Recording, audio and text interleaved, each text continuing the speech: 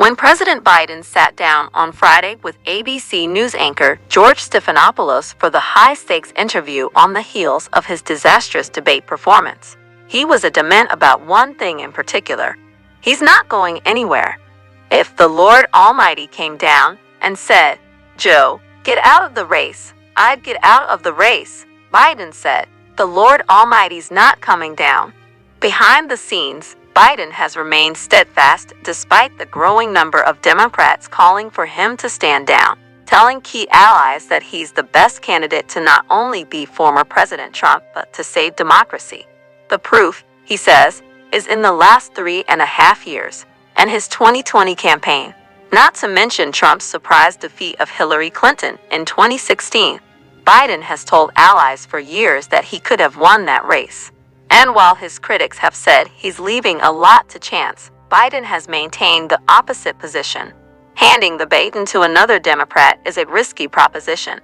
He believes in his core that he understands the electorate and where Americans are and that he's the one to do this, to win, said one key Biden ally who has spoken to advisors in the president's small inner circle. He's dug in. People in Biden's circle understand the severity of the moment they're in, but they also believe it will pass, just as other moments have come and gone, said one former administration official. Biden allies concede the situation could become untenable, especially as Congress returns to Washington this week. On Sunday, at least 4 senior House Democrats said privately on a call that Biden should drop out of the race.